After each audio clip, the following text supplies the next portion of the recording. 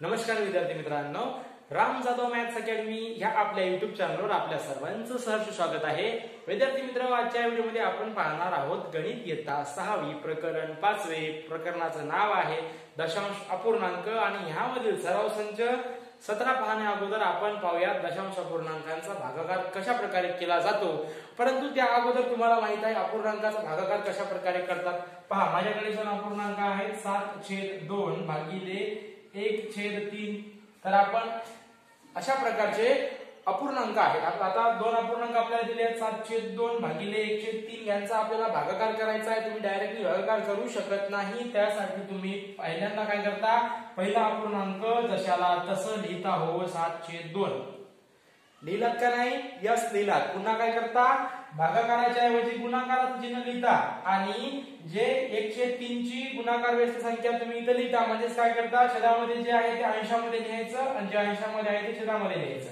आता आपल्याला काय करायचं, इथं पुन्हा 7/2 गुणिले 3/1। आता इथं आपल्याला दोन अपूर्णांकांचा गुणाकार करायचा आहे। दोन अपूर्णांकांचा आपण गुणाकार करत असताना काय करतो, वरच्या वरच्याचा गुणाकार, खालच्या खालच्याचा गुणाकार। म्हणजे 7 गुणिले 3 छेद 2 गुणिले 1 म्हणजे 7×21 छेद बे म्हणजे 21/2 हा तुमचा अपूर्णांक तयार। ह्या दोन अपूर्णांकांचा गुणाकार असेल तर आपल्याला काय करायचं आहे, दशांश अपूर्णांकांचा भागाकार करायचा आहे। सॉरी, 21/2 तुमच्या या दोन अपूर्णांकाचा भागाकार असेल। आपल्याला करायचा आहे दोन अपूर्णांकांचा भागाकार। मग कसं करायचं पाहूया। आपण अपूर्णांकाच्या भागाकारासारखे दशांश अपूर्णांकाचा भागाकार करतो। त्यासाठी पहा काय करायचंय आपल्याला, 4.8 भागिले आपल्याला करायचं 1.2। काय करणार, सुरुवातीला 4.8 भागिले 1.2 तुम्हाला करायचं आहे। म्हणजेच काय करणार तुम्ही, 4.8 म्हणजेच काय आहे, दशांश अपूर्णांक आहे, याचं रूपांतर व्यवहारी अपूर्णांकामध्ये करायचं। 4.8 ला आपण 48/10 लिहू शकतो।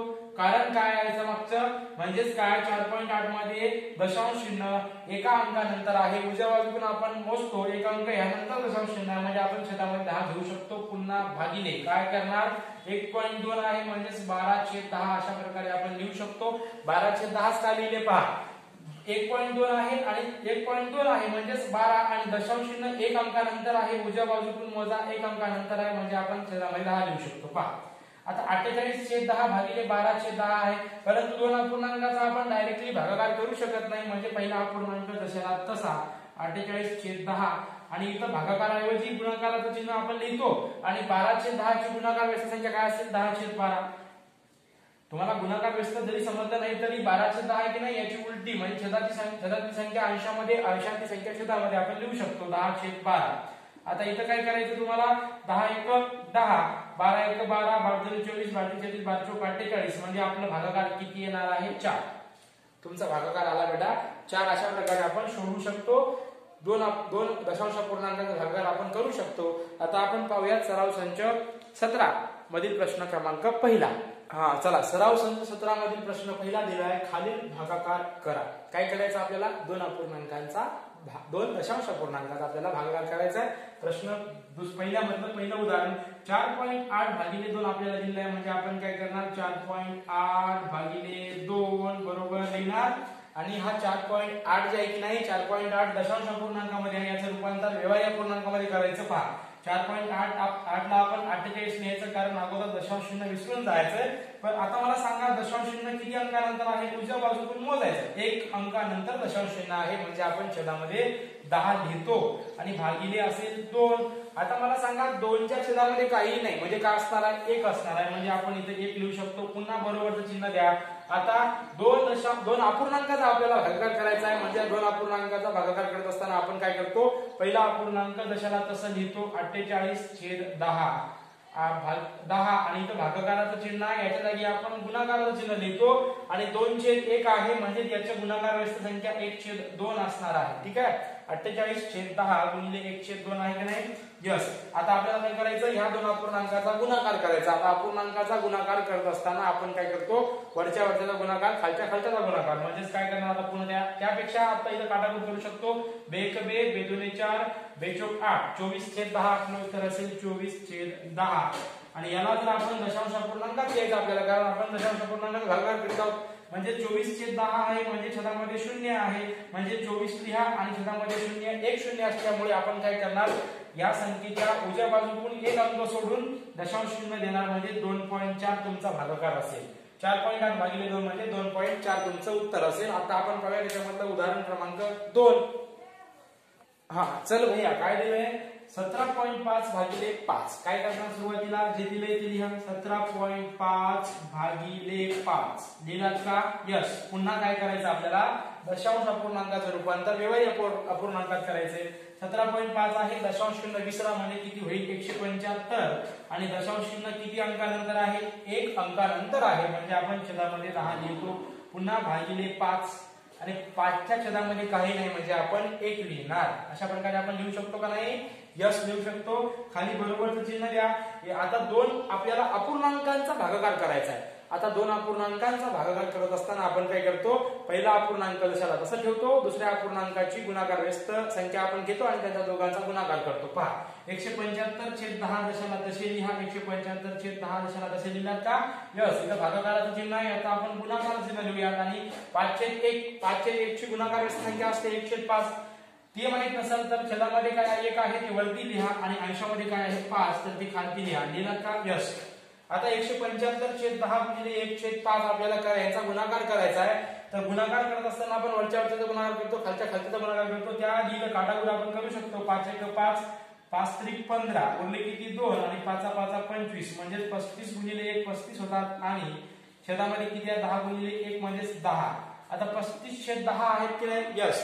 छेदामध्ये किती शून्य आहे 1 आहे म्हणजे 35 जशाला तसे लिहा आणि या 35 मध्ये काय करणार तुम्ही 1 शून्य असल्यामुळे उजव्या बाजूकडून एक अंक सोडून दशांश चिन्ह देणार म्हणजे 3.5 तुमचं उत्तर असेल. ठीक आहे. आता आपण पाहूया उदाहरण 3. आणि त्या अगोदर जर तुम्ही ह्या चॅनलवर नवीन असाल चॅनलला आता सबस्क्राईब करून घ्या आणि सबस्क्राईब समोरील बेल बटन दाबायला विसरू नका. व्हिडिओ आवडला असेल तर लाईक करा. आता पाहूया उदाहरण क्रमांक 3.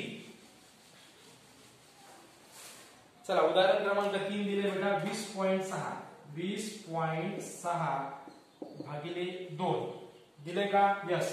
तर आता काय करणार तुम्ही 20.6 भागिले 2 दशाला तसे लिहायचे. पहा लिहिलात का? यस. पुढे काय करायचं 20.6 भागिले 2 आहे. इथं दशांश अपूर्णांकाचं रूपांतर व्यवहारी अपूर्णांकामध्ये करा. सुरुवातीला दशांश चिन्ह विसरा म्हणजे 20.6 ला 206 लिहा आणि छेदामध्ये दशांश चिन्ह किती अंकानंतर आहे 1 अंकानंतर आहे म्हणजे छेदामध्ये 10 लिहा. पुन्हा भागाकार लिहा. भागाकाराचं चिन्ह लिहा. पुन्हा 2 आणि छेदामध्ये काही नाही म्हणजे आपण 1 लिहू शकतो. पुन्हा बरोबरचं चिन्ह द्या. आता 2 अपूर्णांकात आपल्याला करायचे भागाकार. 2 अपूर्णांकांचा भागाकार करत असताना आपण काय करतो पहिला अपूर्णांक दशाला तसं लिहितो म्हणजे 206/10. इथं भागाकाराचं चिन्ह आहे इथं गुणाकाराचं चिन्ह लिहा आणि 201 ची गुणाकार संख्या असते 1/2. अशा प्रकारे आपण लिहू शकतो. आता काय करणार तुम्ही काटाकुट करणार 2 1 2 2 0 0 आणि 2 6 म्हणजे 103/10. आता 103/10 छेदामध्ये किती शून्य आहे 1 आहे म्हणजे 103 दशाला तसे लिहा आणि 1 शून्य आहे म्हणून आपण उजव्या बाजूकडून एक अंक सोडून दशांश चिन्ह देतो म्हणजे आपलं उत्तर असेल 10.3 म्हणजे 20.6 भागिले 2 म्हणजे 10.3 हे आपलं उत्तर असेल. पुन्हा पाहूया चौथं उदाहरण याच्यामधलं.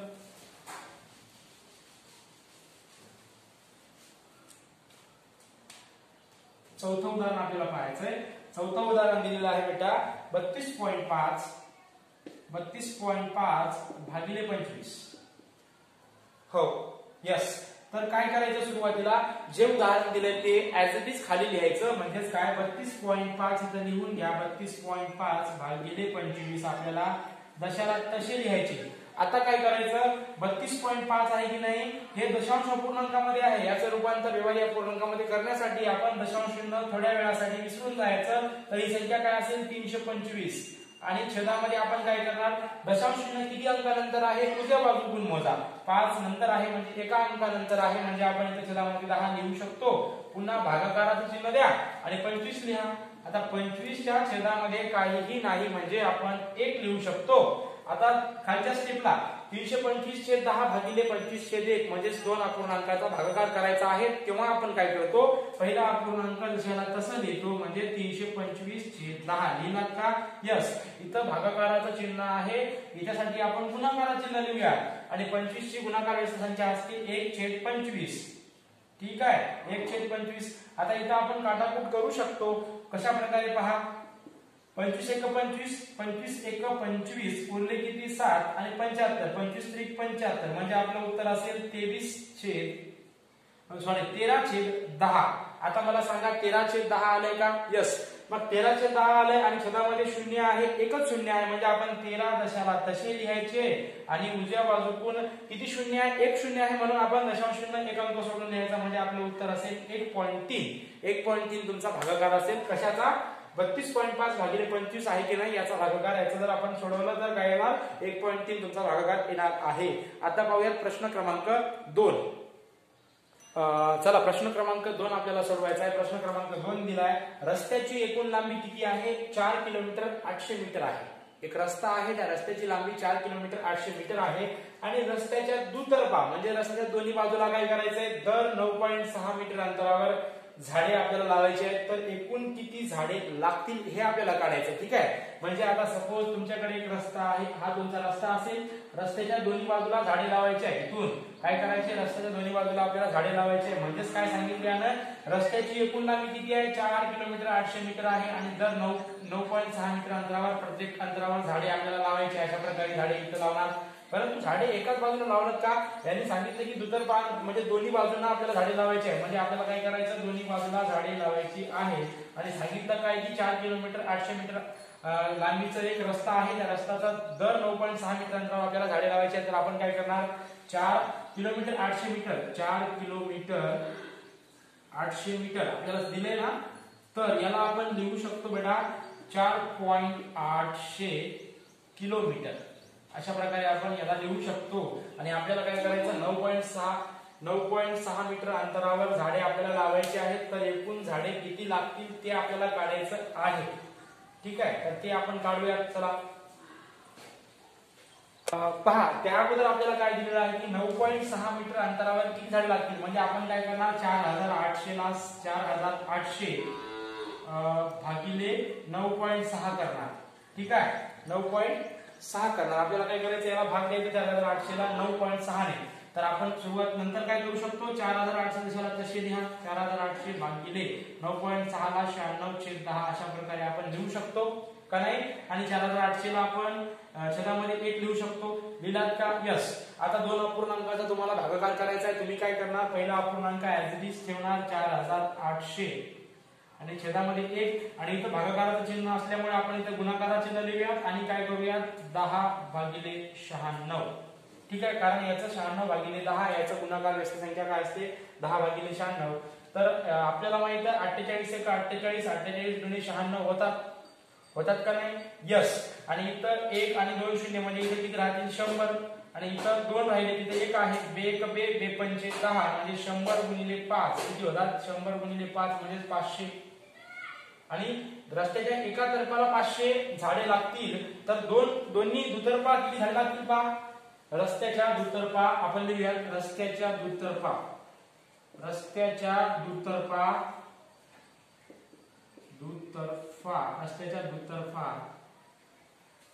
किती झाडे लागतील? 2 गुणिले 500 म्हणजे किती? 1000 झाडे लागतील. 1000 झाडे लागतील आणि हे झालं तुमचं उत्तर. अशा प्रकारे हे आपण काढू शकतो. आता पाहूया प्रश्न क्रमांक 3. हा चला प्रश्न क्रमांक 3 आपल्याला दिलेला आहे की प्रज्ञा दररोज काय करते? नियमितपणे मैदानावरील वर्तुळाकार मार्गावरून चालण्याचा व्यायाम करते. वर्तुळाकार मार्ग तुम्हाला समजला असेल. आता तो व्यायाम करण्यासाठी मैदानावर वर्तुळाकार मार्ग म्हणजे असा गोल मार्ग आहे आणि ती काय करते? वर्तुळाकार मार्गावरून चालण्याचा व्यायाम करते. आणि जर ती दररोज 9 फेऱ्यात एकूण आता ती किती फेरे पूर्ण करते पहा. इथून स्टार्ट होऊन पुन्हा ती इथे येते. अशा प्रकारे ती 9 फेऱ्या पूर्ण करते. तर एकूण किती किलोमीटर ती चालते?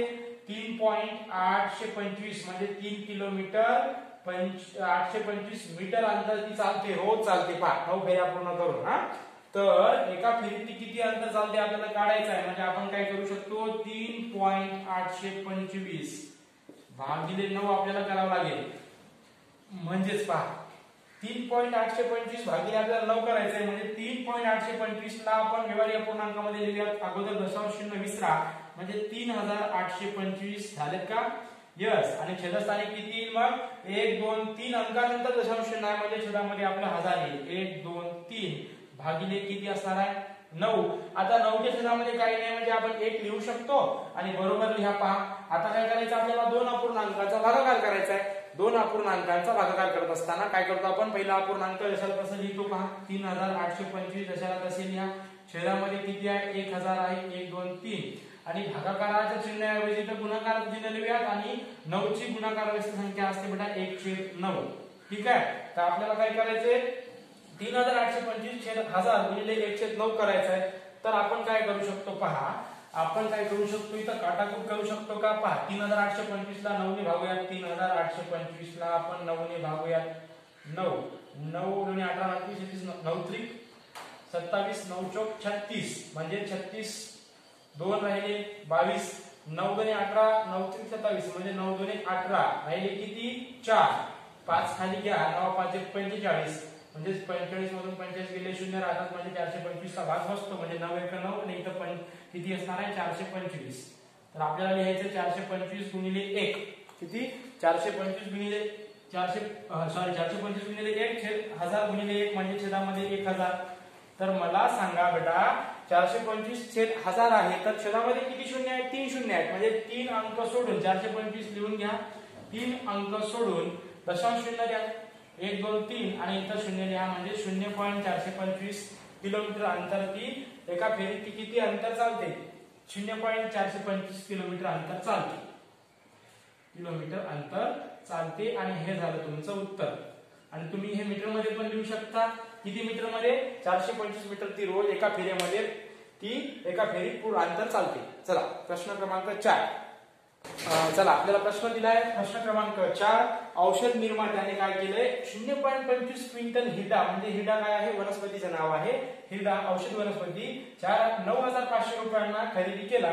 तर 1 क्विंटल हिरड्याचा दर किती आपल्याला काढायचा आहे म्हणजे आपल्याला काय करावं लागेल 9500 भागिले 0.25 करावा लागेल. तर आपण कशा प्रकारे करू शकतो 9500 जशाला तसे लिहा भागाकाराचं चिन्ह लिहा 0.25 ला आपल्याला व्यवहारी अपूर्णांकामध्ये लिहायचं म्हणजे 25 लिहून टाका आणि 25 च्या खाली दशांश चिन्ह किती अंकानंतर आहे 2 अंकानंतर आहे म्हणजे आपण इथं 100 लिहिणार. ठीक आहे. आणि 9500 छेदामध्ये काही नाही म्हणजे 1 आहे. आता पुन्हा आपल्याला काय करावं लागेल की हे 2 अपूर्णांकाचा आपल्याला भागाकार करायचा आहे. आपण 2 अपूर्णांकाचा डायरेक्टली भागाकार करू शकत नाही. मग काय करतो पहिला अपूर्णांक जशाला तसा लिहितो 9500 छेद 1 आणि पुन्हा इथं भागाकाराचं चिन्ह असल्यामुळे आपण इथं गुणाकाराचं चिन्ह लिहितो आणि 25 छेद 100 ची गुणाकार व्यस्त संख्या 100 छेद 25 आहे. हे तर तुम्हाला माहितच आहे. मग आता 9500 छेद 1 गुणिले 100 छेद 25 आपल्याला यांचा गुणाकार करायचा आहे. मग गुणाकार करण्या अगोदर आपण ते काटाकूट करू शकतो का पाहायचं. काय करू शकतो 9500 ला 25 ने आपण भागून पाहायचं. चला 9500 ला आपण 25 ने भागून पाहू 25 तर 25 25 दुनी 50 25 त्रिक 75 झाले का यस. किती राहतील 20 खाली शून्य घ्या 25 चोक 100 25 चोक 100 25 8 200 25 8 200 उत्तर असेल आपलं 25 8 200 म्हणजे शिल्लक किती आहे 0 0 खाली शून्य घ्या पण शून्याचा भाग बसेल म्हणजेच काय असेल आपलं उत्तर किती येणार आहे 380. चला 380 आलं उत्तर तुमचं म्हणजेच 25 अंक 25 आणि याला जर भाग दिला तर 380 तुमचं उत्तर येतं म्हणजे 380 गुणिले 100 आपल्याला करायचं म्हणजेच 38 0 आणि हे 2 0 पुढे लिहून टाका म्हणजे तुमचं एका क्विंटल हिरड्याची दर किती असेल 3.5 रुपये असेल. 1 क्विंटल हिरड्याचा दर 1